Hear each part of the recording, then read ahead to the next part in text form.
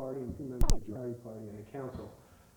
Currently, the Republicans are Bob Dawson, Warren Wagner. Warren's a member for quite a few years. He's probably the senior member of the council. And on from the Democrats, we have Barbara Dwyer and Tom Hoppe. Then we have 3 at-large members, those being Frank Bell, Jim Biondi, and myself. And inside the agency, from the board, officers are elected, and I was elected as chairman for, this is almost, it's 2 years. He's going on the 3rd year. The agency meets once a month, and basically we set policy, go over the bills. However, the day-to-day operations, Kathy and her staff. She spent a tremendous amount of time on economic development. We've spent some time in the downtown, canvassing downtown, and a whole myriad of topics that we're glad to speak about. The bulk of the agency is housing. We're active with Section 8 program, which is where Kathy, that was her forte. She came out of the running the Section 8 program a year ago, came on as executive, as the director of the Community Development Agency, and really the spearhead has been for economic development with the block grant program. I know she's gotten us a lot, just 600,000. Yeah. Right? This year, in 1993, we were awarded by HUD for probably our 88, 89, let me see, our 5th community development block grant, and it's for 600,000, the same as we received in 92. And 80,000 of it is for public improvement, streets in a target neighborhood, which That's we identified. over and above the money that Cook just gave us? Yes. Great. Yes, Yeah. definitely. Great. That's separate. That's a separate I program, thought it the was, Suburban but I just Highways wanted- program, okay. right. In addition to the 80,000, we have 225,000 that is set aside for housing rehabilitation, again in the target neighborhood, and 225,000 for economic development, and that's the business, the industry that we're trying to relocate to the city of Port Jervis to occupy the former Kronar plant, and he's going to be doing some renovations to that plant and expanding, and there's going to be nearly 60 jobs that's going to be created. Some which are be retained, but a lot of new jobs that will be created for local residents in the city of Port Jervis. And then the remaining 70,000 is for planning and administration. Great. I know how hard it is to write out a grant. It takes days sometimes, and one slip can really lose a lot Well, of I'll money. be perfectly honest with you. The planning for community development, that particular block grant program, is generally months in the making. Because what you're doing is you're going to the community, you're asking the community where you want to spend the monies, what kind of programs they'd like to see, housing rehabilitation, economic development. Maybe this year it could be in the downtown. Maybe it can focus on facade improvements to businesses, business expansion loans, a business incubator program. There's a number of things that you can spend it on. The way that the Community Development Block Grant Program works is it's either a comprehensive or what they call a single purpose grant. And it's $400,000 maximum amount for a single purpose if you wanted to just do one particular activity, or it has to be 2 or more activities, and generally it's 3 under the comprehensive grant, and that maximum amount is $600,000. And for the past 2 years, that's basically what we've applied for, and we've been successful. We've been happy about that. And how do you see the city of Port Jervis? Do you see it growing? I mean, with the grants and things that are happening, I mean, you naturally go to out of town because of your position, I'm sure. And how do you see Port Jervis? I see Port Jervis as coming around. In the past years, when we were a railroad community, that's where our heritage lied. We were a metropolis. We were a thriving community. And when the railroad pulled out, things were hurting. Population decreased, jobs left the community, and I think this community's been through quite a few trials. But because of that, sometimes we become eligible, either through federal, state, or even a lot of private monies for different programs and different strategies out there that can help bring a community up, because we're not alone in this. City of Kingston, City of Newburgh, City of Middletown, each city, especially cities, have their problems. And their problems are unique, but at least with the cities we share in a lot of the same kind of things. But they bring the city can bring a lot of benefit to a community. It's where your housing is, it's where your jobs are. Port Jervis in the tri-state region, I see as the cultural and the employment hub. It's where the center of everything is. And we employ a lot of people even on the outskirts in the city of Port Jervis, but they look to Port Jervis for jobs, for industry, for entertainment, for recreation. We have our two rivers, our Delaware and our Neversink, and there's a lot that we can capitalize on. And yeah, there's room for improvement, but we're trying to get there. Yeah. Now, maybe you can explain this to me. When you say a block grant, I know it's specified for a certain area. Now, and a lot of it's housing. If the people can't afford a high rate of interest, how does that work? If they want to redo their house or make their house better with, with some of this block grant money, how does that work? I mean, how can they apply and what do they do? Well, under the resident home, we have two programs basically for the housing rehabilitation program. We have what's called a resident homeowner program, and we have an investor owner program.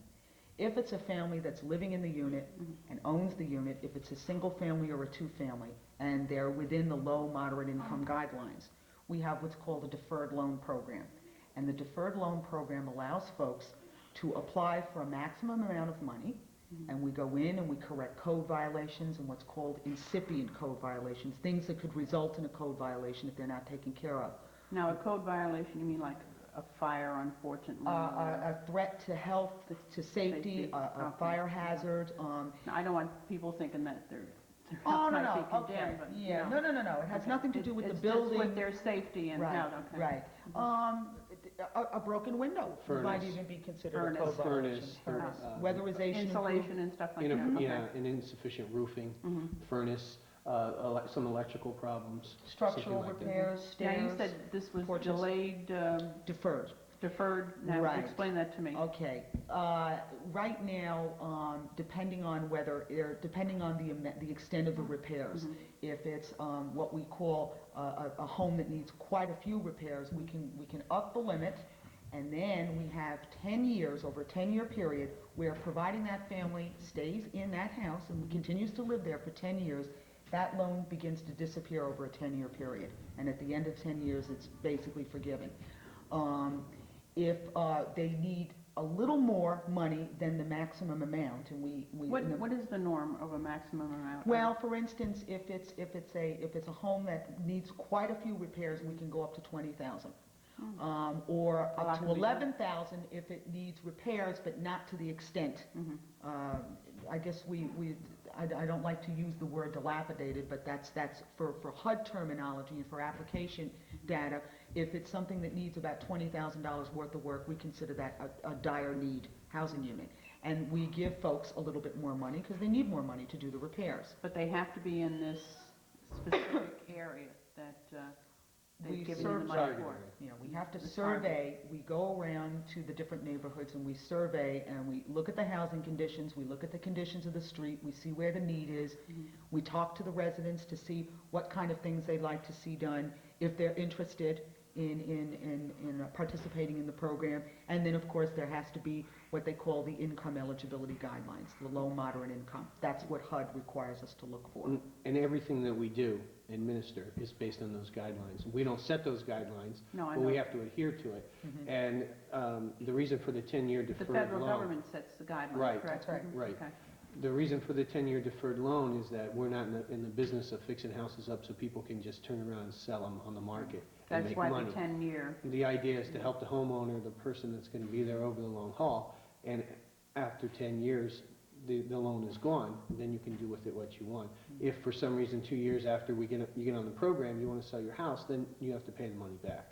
We take that now money what type back. of interest are we talking? 0%. There's no interest. Okay. I mean, if for some reason that in 2 or 3 years after they had to sell their home, maybe for economy or their job moved or something fine. happened, how do you pre-rate the interest? So much of it, it's equally.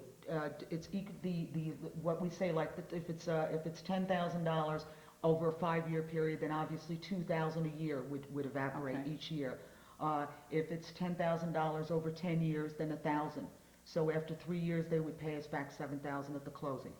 This is great for anybody that really wants to, now the target area is, this year was I know Brooklyn Street, in the area, Lower Hudson Street. Lower Hudson Street. 1992's target area is Brooklyn Street and Hornbeck Avenue. The 93 that we just received approval for is Grandview Avenue and portions of Lower Hudson Street. Yeah. Oh, So we're into another year already. right. And that's determined by the board canvassing the area, the CDA board, also input from the city council, and unfortunately, fortunately we have public hearings. Unfortunately, we don't get a lot of turnout. The citizens Now, these can public come. hearings are announced in the Uni Gazette? Correct. Plus, there'll also be announced at a council meeting prior to, like, on the agenda for whatever date. They meet twice a month, and it'll be put on the agenda. And also, we take information from people that would want to come speak under public comment. All those sources are considered when you pick a target area. Now, when you're doing the target area and you're doing the canvassing, the streets have to come within the income eligibility guides as well. So sometimes there's a little misinformation as to why a street wouldn't qualify or not. It's all based on income eligibility. And it's difficult sometimes to get people to talk to you about that when you go out and canvass. So, if you don't have accurate information, you can't make a decision. We've heard an awful lot about Section 8 housing. Explain Section 8 housing to me in layman's terms. I mean, I've heard a lot of bureaucracy terms, but in layman's terms, so everybody can understand. I know it's not welfare. No. It's not No. it's just Not helping. even the same funding pot. That's right. That's what I thought. See, unfortunately, a lot of people are under the impression that it's welfare. We have working families. We have That's- senior citizens Right. who just need some help with their rent. And like you can receive social services and welfare and still be qualified for Section 8 assistance, but it's a diverse population that's on the program. The majority are seniors and working families. A family comes in, and for whatever they're having trouble making their rent and utility payments. They're within a certain income guideline. We put their name on the waiting list, Port Jervis residents, because we can only assist families who live within the city limits of Port Jervis. They're on the waiting list. As and when certificates or vouchers, which are that's the paper that we give them that verifies their eligibility and to put them on the Section 8 program. As and when those units become available, we contact folks on the waiting list. We invite them in. We verify their incomes, their family status, and at that point, they determine where they want to live to receive the Section 8 assistance. It could be the apartment they're living in now, or maybe they're waiting to make that move, but they just don't have the money to pay the rent to move, to upgrade their housing, to live in some better housing, wherever it may be. But again, it has to be in the city of Port Jervis. And we don't choose the housing.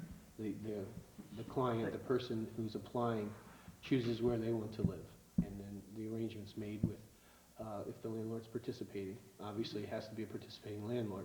But we don't choose where someone's going to live. Now, or tell what do you them mean where by to a participating landlord? The landlord has to agree that he will take Section 8 housing? Or What the landlord or what? agrees to is that he or she will rent to that Section 8 tenant and receive a portion of his or her rent money through the Port Jervis Community Development Agency. Let's say the rent is $500. And let's say the family, based on the computations that we have to make in accordance with HUD rules, the family can only afford 250 of that.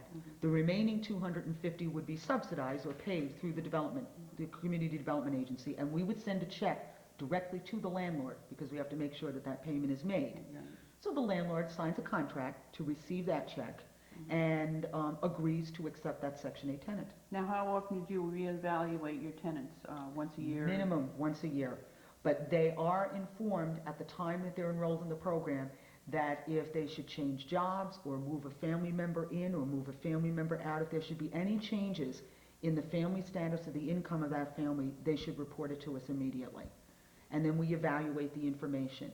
And we think if it warrants a formal review and the rent needs to be changed, then we do it. If they're close to their annual recertification or if it's only going to make a difference of a couple of dollars, we have the option of waiting until their annual review. But once a year, we not only recertify the family, but we also inspect the rental unit. And that's for not only the benefit of the family, but also the benefit of the landlord. We have to make sure that whatever unit that we're assisting, that it meets HUD housing quality standards. So we go in and we inspect. I'm glad you explained that, because so many people think that because if you're getting Section 8, it's welfare or something horrid, or that we live in a very low-income community, which we don't. It's just that rents today are high, and unfortunately, senior citizens only have a small Social Security check, and 80% of the senior citizens today are people that worked in our town, and worked not just in our town, all over, before there was such a thing as pension. That's right. Pension plans. So unfortunately, they only have their Social Security to live on. Right. And there's no way with housing and utilities and food that you can possibly live on $500 or $600 a month. I know a lot of them try to do it, but you know, they're hurting themselves, and they shouldn't have to, because they're really what made this community the nice place it is, and they should have all the respect and given anything that they possibly can. They work, yeah, absolutely. They work their whole lives, That's right. and now they're at a point in their life where the income isn't there to support some of these things, and absolutely, that's what it's all about. Right, That just was to the help focus of the program. And the other thing is, there's some misconception on the rents and the money, and people aren't written blank checks for housing. The housing, the rents have to be in guidelines with. It's the county. Isn't it a county formula that's used? Well, it is a county, but let me tell you something. We never publish the fair market rents because we feel as though the county fair market rents cover the entire county, including Washingtonville, Chester, Middletown, and generally those rents are a little higher. So we have a conversation with the landlord. Generally, if it's a new landlord, we'll ask the landlord, what did you previously charge? And if you were going to rent it privately, what would you put this apartment, what would you list it for in the paper? What do you need to cover and make a little profit, obviously, and also to put some money That's a aside for business. repairs. Right. Exactly. Right. But they need to put some money aside in case repairs are needed or whatever. But it's not sky's the limit, and what can you give me? Well, no, it's not what can we give you, what would you charge? It's what you're offering, what are you offering Right. this place? If this it weren't housing subsidized program. through the Section 8 program, what would you expect to get? Right. And most landlords are just looking for a fair price. Just a minute. If anybody would like to talk to Jerry and Kathy, please don't hesitate to call the numbers 856-5666. I'm sure they would answer any question. What else? What else is the community development? I mean, how are you going to help our downtown? Oh, downtown. That's. I know we have a lot of new businesses coming in. It's ironic.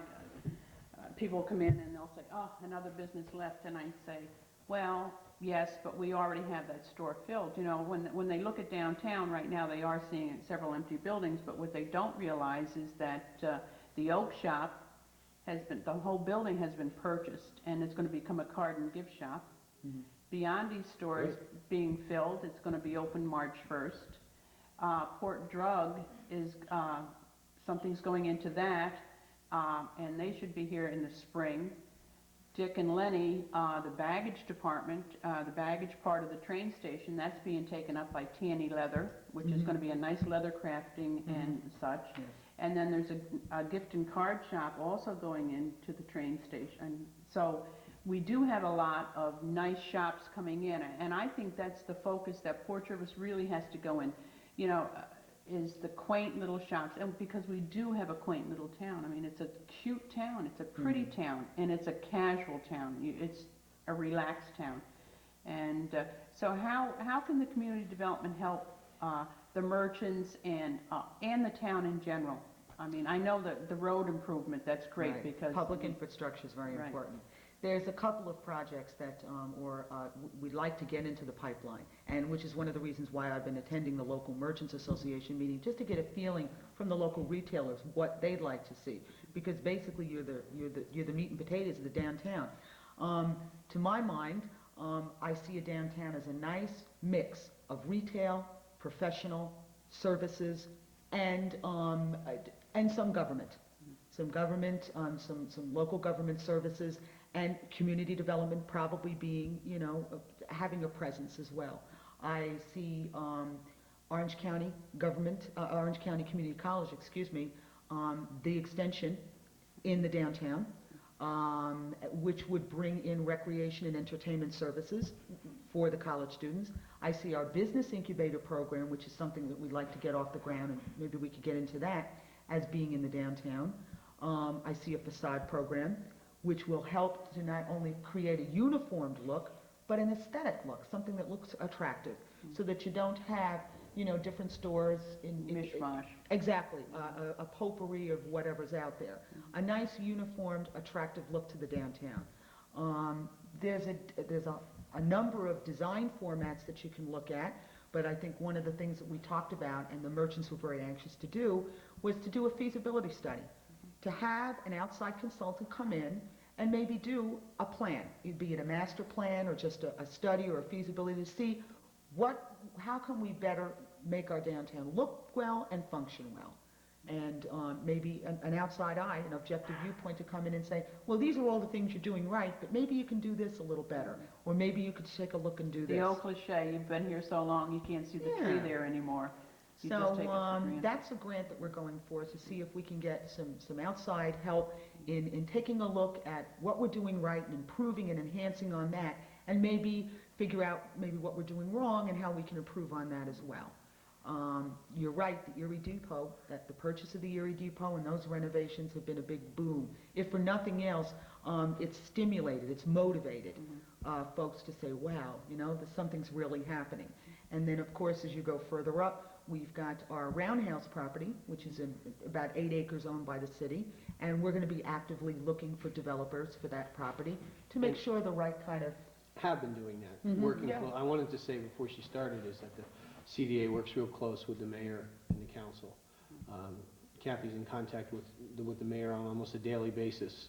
She speaks, really a lot of times is one of the first people to get outside interest in any of the downtown properties or anywhere in the city. Now, do you advertise that, Jerry? Do you advertise like in the New York Times or business journals or? Not the Times, so to speak. We have developed a relationship with the county, the partnership. They've done some advertising. We have addressed those issues and are looking for an avenue in which to do that. We wanted some direction on how to advertise aggressively the Roundhouse property. I know a lot of people were discouraged with the partnership because they just seem to want to develop outside big industries, but hopefully now. Huh? Oh, What? that's it. You know, they were just totally interested in the outside big business, I mean, big developments, but now I understand that they're trying to come into the city and work the city. Well, doing some- they've also taken some steps with the Tourism Task Force and some of the other municipalities to come in and look at some of the things for the western end of the county as well. And there has been administration change in the county, and he seems very pro Port Jervis area, and so hopefully that'll Yeah, take Mike off. was put on, our mayor was put on his Transformation team, Yeah, yeah, yeah. the transition team. Well, Mike Tullo, who's the president and CEO, the director of the Orange County Partnership, has taken a real interest in Port Jervis. He's come out, he's visited the Roundhouse property. He's quite willing, and I think on a number of occasions he's visited some of our local businesses. I know he's been over to Future Home. So he's taken a real active interest. And of course, I'm not shy about getting on the phone with him just about every other day. And I've given him the package that we've sent out. We send out a request for proposals to developers in the area, in and outside the area, those who have expressed an interest maybe a couple of years ago. So we wanted to see if there was any more interest there. We have run a couple of ads in a couple of what I'll call journals, business journals. Building facilities is one, and that's one that's read by site developers and those who own or interested in industrial parks, and businesses who are looking to either move out of state or move to a different region. We get a copy of that, and there's other trade publications that we can get a copy of, and we try to run some ads. But what we're trying to do is also a marketing and demographic study, and we've got a gentleman that's coming over. I'm meeting with him tomorrow, as a matter of fact, and we're going to try and put together a demographics and marketing study just for the tri-state region, because sometimes having that is a really good marketing tool when you want to pique the interest of developers. Instead of having them rely on their own statistics, we build our own base, our own statistical base, and we say, hey, look at us, come and look at us.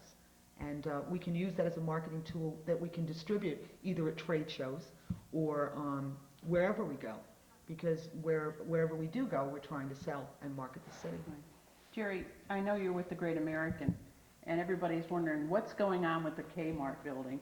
What is going on? And Well, you just put me on the spot because I had asked, I have not been on the council in 2 years now, but at every council meeting, to answer your question, the Great American is going to move to the Kmart building. I can't speak for the company. I asked my district manager if I could come to the council meetings and speak as an employee of the company or a representative, because it gets a little, it's tough to sit there and listen. And I know that people have a valid complaints about some of the element, the kids that hang out in the parking lot.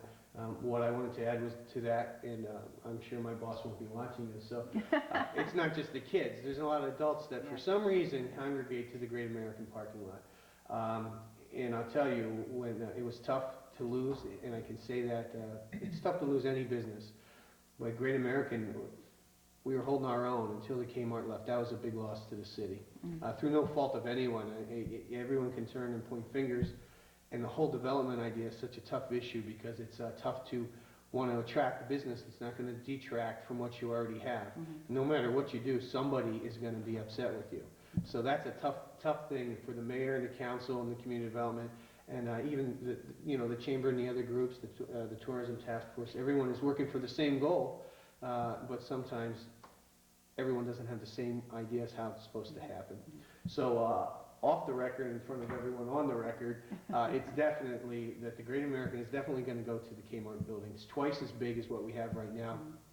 Probably the biggest things we get slammed for are the parking lot, the conditions of the parking lot, and I have it on good authority that there's been some negotiating there between my company and the city to ask the landlord to do some improvements to the parking lot.